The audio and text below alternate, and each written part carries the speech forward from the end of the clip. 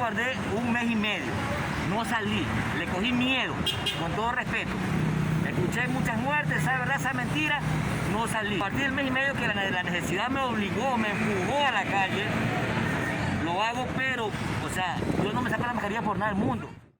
La pregunta es, ¿qué cosas hay nuevas, si acaso relacionado con el tema coronavirus y COVID? Severe Acute Respiratory Syndrome, coronavirus 2, que tiene la capacidad de infectar humanos y de infección entre humanos después de haber venido originado en un animal pasando por un huésped intermediario, a través de un parámetro que se llama R sub 0, que es la capacidad de transmisión a otros, de más o menos 2.63.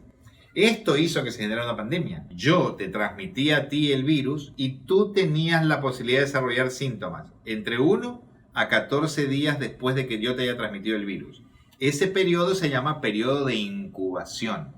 Hay síntomas clínicos que básicamente son respiratorios, musculoesqueléticos o gastrointestinales. Muy frecuentemente puedo nunca desarrollar un síntoma clínico. Eso se llama asintomático. Tomando en cuenta, en principio, los síntomas respiratorios, se clasificó la severidad de este cuadro. Porque habían personas que tenían solo afectación de la vía aérea superior y no pasaba mucho. Acompañado de síntomas musculoesqueléticos y digestivos, dolores musculares, artralgias, diarreas, mientras no hubiera tenido un compromiso pulmonar que hablaría de infección respiratoria baja severo, no pasaba nada, porque era un COVID con manifestaciones leves.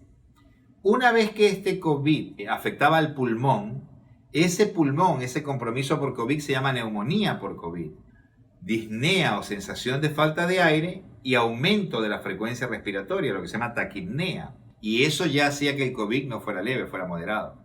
Y de hecho, si esa dificultad respiratoria era tanta que te hacía respirar más de 24 veces por minuto, o si el nivel de la saturación del oxígeno de la sangre, que normalmente debería ser 98, 99%, si el nivel caía por debajo del 93%, o si una imagen radiográfica o tomográfica mostraba mucha afectación, ya eso no era ni leve ni moderado, ese ya era un COVID severo. Se llama el oleaje por enfermedad COVID, que produce una determinada mortalidad, que se conoce en el mundo más o menos por el 2 al 3% de mortalidad por enfermedad de COVID. Bueno, entonces cuando estamos en la fase 3, que es cuando tenemos más infecciones, más viremia, más mortalidad, eso se conoce como la fase 3. Puede sobrepasar el nivel de atención de los hospitales y hace que colapsen los hospitales, como sucedió en la mayor parte del mundo. Inclusive en Guayaquil, y ahora en Quito están un poco medio colapsados.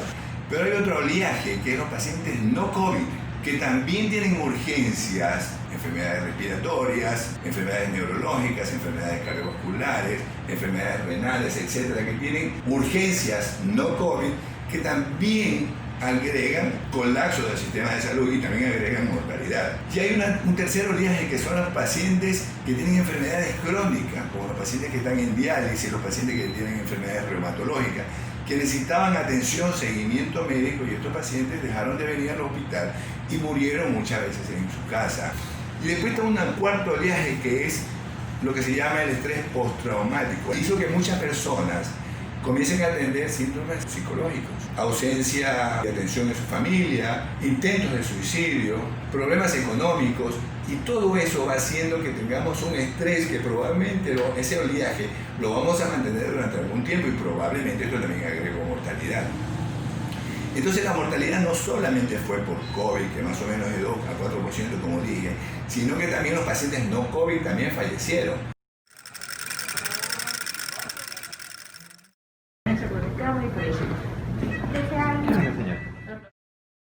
Justo el día de la pandemia es cuando inicié mi momento de coordinadora de emergencias. Fue nuevo para mí y para todos. Todo era una incertidumbre, porque este es un tema de una enfermedad ocasionada por un virus que realmente no era conocido en ese momento. Y habíamos escuchado algo de lo que había ocurrido en otro país. Y fue un momento muy, muy difícil, pero todos pusimos parte de cada uno, y aquí estamos. Llegó un momento que no nos abastecíamos y no podíamos atender a todos, ¿no? Creo que psicológicamente fue terrible.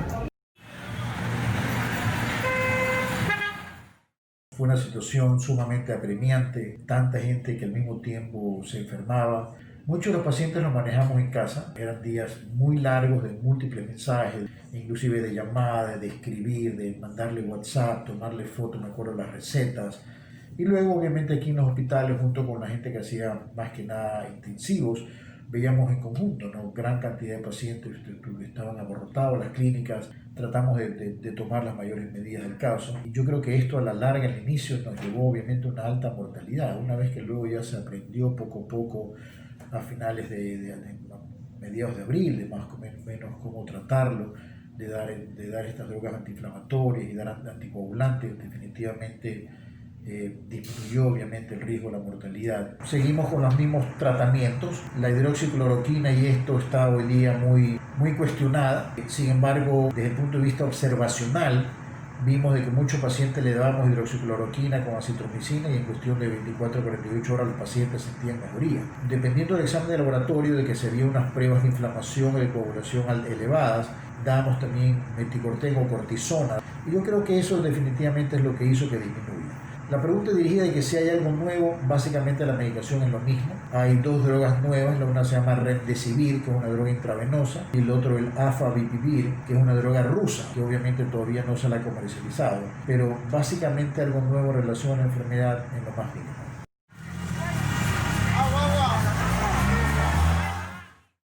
Yo creo que ya en 90 días ya aprendimos que hay evidencia de que hay algunas drogas que se usó en COVID que no tienen una evidencia clínica confirmada.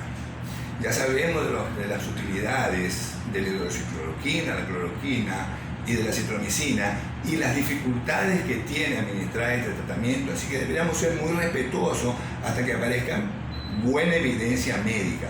Lastimosamente hay pocos casos controles con terapia estándar y terapia con hidroxicloroquina, citromicina. No hay una buena base de datos de esto. Debemos ser respetuosos de saber cuándo tenemos que usar el plasma para los pacientes que están con enfermedad o sospecha de enfermedad grave.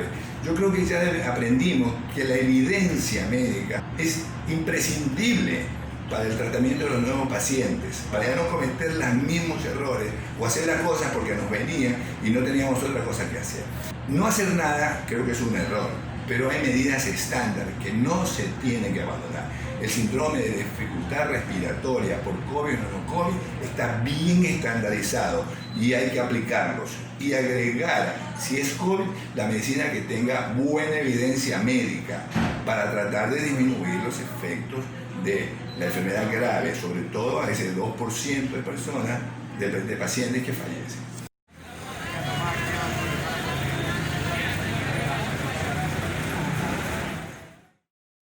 ¿Qué cosa es destacable? Tener centros de atención primaria y centros con una complejidad intermedia, donde los pacientes pudieran ir, tener oxígeno, hacerse determinado tipo de terapia respiratoria, que básicamente es acostarse boca abajo gran cantidad del día y recibir el oxígeno, y recibir medicación, porque la gente es muy cruel. Yo tengo una paciente mía que un día me mandó una foto del televisor de CNN cuando hablaban mal de la hidroxicloroquina y me dijo, tome, instrúyase. O sea, tratándome de ignorante, ¿no? Entonces, quiero decir todo esto para que quede claro, ¿no? ¿Y qué es lo que hacen los chicos? Van a los lugares, usan medicación, ellos tienen sus esquemas de medicación, y son todas medicaciones que en realidad, en honor a la verdad, ninguna está aprobada como claramente eficaz en COVID. Hay datos de que sí, hay datos de que no. Los chinos dijeron una cosa y los americanos dijeron otra. Y lo que hay que tener muy claro, más allá de todo, es que uno en investigación también puede sesgar un poco para poder hacer control.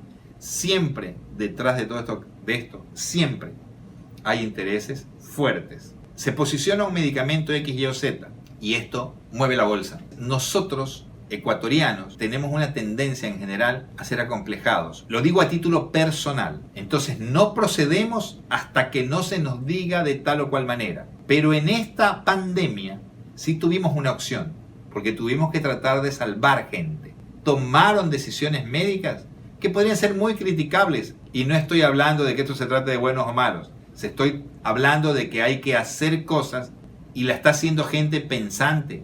Ese cambio de la terapia intensiva inexistente a un lugar básico donde los pacientes tuvieran oxígeno y tuvieran cierto control y ciertas medicinas, cambió la cosa. Porque ¿sabe lo que pasaba? Que la gente se aprovechó. Entonces yo veía pacientes por teleconsulta y decía, requiere oxígeno. Y el pobre cristiano no tenía dónde ir a tomar oxígeno. Si cuesta $100, se lo vendían en 1.200. Y todo el mundo abusó, porque obviamente en situaciones como estas es cuando nos dejamos ver lo más perverso que somos. La estructura municipal, por lo menos, que yo resalto, no soy partícipe de ellos, nunca me han llamado a participar, la conozco porque son médicos amigos y entiendo lo que hicieron, estuvo correcta.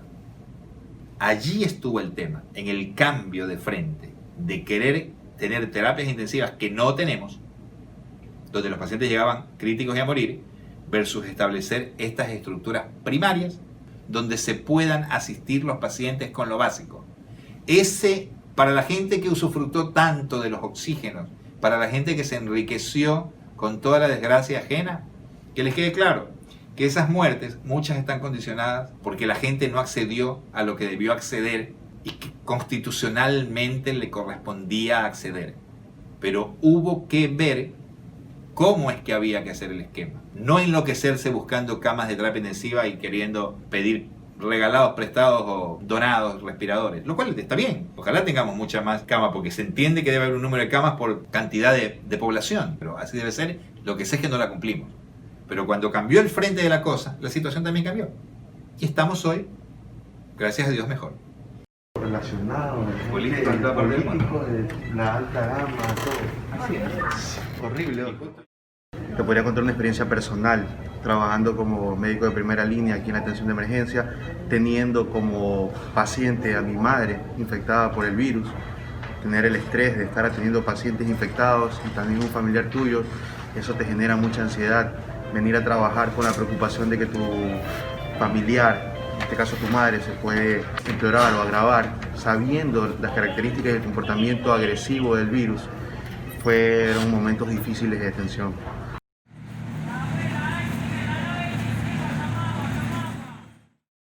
Yo le veo que la segunda o tercera oleada más bien son los problemas médicos existentes que no lo hemos tratado, que no se han podido tratar adecuadamente. Emergencias quirúrgicas, emergencias de problemas coronarios, problemas neurológicos, de que por temor a venir se han ido complicando. Pacientes con enfermedades crónicas como SIDA, HIV, pacientes renales, pacientes con problemas artríticos, reumatológicos, que no han recibido su medicación porque los hospitales no daban la medicación, no querían salir, y a la larga más bien los problemas médicos no asociados al COVID es lo que vamos a tener. Pero en general la lectura es que si tú no tienes necesidad de salir de tu casa, peor la gente mayor, no salgas. Y si un paciente requiere una atención médica, tiene que ir con la disciplina del caso, con la mascarilla, el gel alcohólico, que se distancia.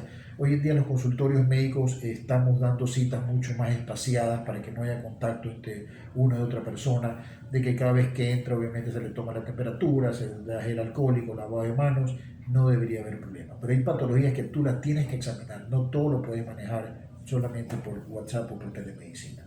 Todos los países que inicialmente decidieron no cerrar sus fronteras les ha ido mal. Mira la mortalidad que obviamente ha tenido Inglaterra, la mortalidad que han tenido muchos países que no han decidido. Se ha demostrado que eso, la comunidad comunitaria, que todo el mundo se infecte y ver qué pasa, definitivamente no ha dado resultado, porque la mortalidad ha sido muy grande. Y hay un estudio muy importante, que los países que realmente han hecho aislamiento, que han hecho distanciamiento, que han obligado a utilizar mascarillas, le han ido mucho mejor. Mira que al principio Brasil te decía que no hagas absolutamente nada. Mira la mortalidad que ahorita estamos teniendo con Brasil, lo mismo con Reino Unido. Entonces se hizo lo correcto en el inicio desde el punto de vista de la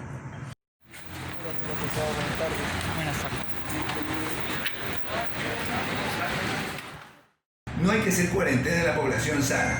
El tema de la cuarentena estuvo bien en el momento en que colapsó el sistema, porque ahí sí había que hacer cuarentena, no había otra forma de parar la incidencia de la aparición de nuevos pacientes.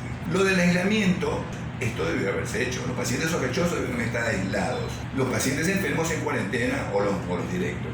Y el distanciamiento se hace para los pacientes sanos, no para los enfermos, no para los sospechosos. Entonces la cuarentena lo que hizo es que un poco afectó a la economía, que la salud también colapse porque tuvimos miedo, tuvimos pánico. Aumentó la mortalidad porque había gente que no quería venir, el famoso segunda o tercer oleaje. Y lo que sí tenemos que mantener es el respeto a la enfermedad. Creo que eso también fue un problema porque nos faltó un poco de educación, nos faltó un poco normas, de respetar las normas. Y cuando uno ve lo que pasó en Suecia, por ejemplo, o Noruega, o los países nórdicos, en donde no hicieron estas cuarentenas tan estrictas, su mortalidad no fue diferente a lo que sucedió en los países en que hicieron medidas muy estrictas. Pero yo creo que eso estuvo diferenciado porque son personas muy cultas y muy respetuosas. Nosotros los sudamericanos somos como los italianos, que lastimosamente la gente en la cuarentena, cuando se dispuso cuarentena, se fue a la playa y se fue a tener reuniones. Nosotros tuvimos reuniones acá en Guayaquil que no debieron haberse hecho. Yo creo que no hubo respeto. Curiosamente, si bien quisieron hacer esta inmunidad para todo el mundo, esta inmunidad general, digamos, ¿qué han conseguido? Que 5% de las personas tengan lo que se llama cero prevalencia. En España e Italia, 6-7% de la población es la que ha conseguido cero prevalencia. ¿Qué significa esto? El sueño que teníamos todos. Uy, ojalá ya a todos nos dé, aunque sea poquito sintomático, para tener anticuerpos. Bueno, no. Los anticuerpos, la prevalencia de haber convertido de negativo a positivo la inmunoglobulina, lo cual de momento denotaría inmunidad, no es más de 5-7% según los países. Entonces esto es sorprendente, en un lugar que los liberaron a que así fuera. Entonces este virus sí tiene cosas por definir que uno no puede contestar, y esta es una. ¿Cuántas personas se han probado en la comunidad para poder inferir que esa muestra está denotando la verdad del universo total? Yo a nivel ecuatoriano no los conozco. Lo que está es la referencia muy puntual del tema Suecia, donde no más de 5-6% de los pacientes han tenido cero prevalencia, a pesar de haber sido liberados a que tuvieran la infección si así fueran, porque no tomaron o no se pusieron en el punto de las medidas de recaudo extremas que el resto del planeta tomó. No. Qué loco, tengo 2 horas leyendo. Cuando fue ingresado al área de cuidados intensivos, estuvo mucho tiempo. Cuando lo estuvaron, para nosotros fue una felicidad inmensamente grande ver recuperado a nuestro doctor. Lastimosamente también perdimos a un médico que realmente también era muy bueno, lo queríamos bastante y lo perdimos. Eso también fue bien marcado para nosotros acá. Y nosotros atendimos a pacientes en casa. Entonces tuvimos un caso, un paciente que realmente muy delicado, le faltaba el oxígeno, estuvimos mucho tiempo con él y gracias a Dios salió. Entonces eso para nosotros fue una satisfacción. Yo siento que ahorita que estamos en amarillo, mucha gente se está relajando demasiado. Muchas reuniones estoy viendo que existen, que se dan. Probablemente la gente no ha hecho conciencia de la cantidad de muertos que hemos tenido en Guayaquil, alrededor de 12.000 personas a nivel del mundo. Y ahorita hay más de 8 millones de contagiados y 500.000 muertos en el mundo. Es verdad de que si uno lo compara con otras enfermedades, la letalidad es mucho mayor. Pero es claro de que uno debe de cuidarse, más aún ahora, cuando hemos tenido la suerte de tener gran cantidad de días sin defunciones, es cuando más nos debemos de cuidar, porque si la gente se relaja, vamos a tener otro brote y vamos a tener complicaciones futuras. De que los seres humanos somos muy lábiles, de que esta vida es prestada, cuánta gente se había cuidado por otras patologías y había salido y te da este virus y obviamente te va a fallecer. De que en general debemos cada tiempo, en momento, aprovechar las cosas lindas que nos da la vida, de la unión de la familia, de prestarle atención a cosas más importantes, porque tú ves que de un momento a otro te confinas en una casa sin poder salir y con riesgo a que te dé una enfermedad con un alto riesgo de mortalidad. Yo creo que ahora lo que debemos tener es respeto. ¿Respeto qué significa? Educar a la población, para que la población mantenga aislamiento si es sospechoso, distanciamiento social en los colectivos, los supermercados, los almacenes de víveres, y sobre todo las medidas de protección que están bien probadas. Distanciarse, lavarse las manos, usar los cubrebocas, los cubrenariz, las mascarillas, el uso de alcohol al 70% y sobre todo, si no tiene necesidad de salir a la calle, no salga, quédese mejor en su casa porque esa es una buena medida y estas son las medidas que han demostrado efectividad en el control de la pandemia. encontrar el equilibrio y ganar la batalla va a significar estar conscientes de lo que tenemos que hacer. Yo hoy estoy sentado en mi consultorio y hasta ahora que estoy hablando contigo, he estado vestido de manera apropiada y cuando mis pacientes han venido he tomado todos los recaudos. Aplica mucho el sentido común de entender ya cómo es más o menos la transmisibilidad de la enfermedad y aplica de que nosotros estemos conscientes de que tenemos que priorizar la salud y priorizar el cuidado nuestro y el de los demás. Pero de que comenzamos a trabajar, el mundo lo ha hecho. De que comenzó a liberarse, el mundo lo ha hecho. Ahora, nosotros tal vez venir en un auto al consultorio es una cosa segura. De mi casa al consultorio y de aquí para allá. Y no me expongo más. Pero subirse a un transporte público es un gran problema. Ahí está la intervención de las autoridades municipales en este caso, que han hecho que el aforo de los lugares públicos o de los buses pues sea un porcentaje determinado. Creo que es un 30%. Dios quiera, la gente entienda que eso es correcto y lo respete. Pero ahí ya viene el tema de nuestra idiosincrasia, de nuestras necesidades básicamente. Porque todos tenemos que salir a trabajar para ganar nuestro pan. Y esta es la realidad. Es un tema difícil. ¿Quién tiene la solución? No la tiene nadie. Reglamentaron la cuarentena, perfecto. Reglamentaron el aislamiento, el color de los semáforos. Eso es lo que al final del día va a lograr aplanar la curva de la pandemia. Que en Guayaquil, hasta donde yo veo, parecería haberse controlado. Pero también uno tiene referencias de otras provincias del país que parecen estar incrementándolo. Pero hay que ser prudente. Hay que mantener la guardia en alto, entender de que uno tiene que estar con su mascarilla en lugares públicos, entender que uno no puede tener cierta aproximación en el contacto y entender que el aseo de manos es fundamental.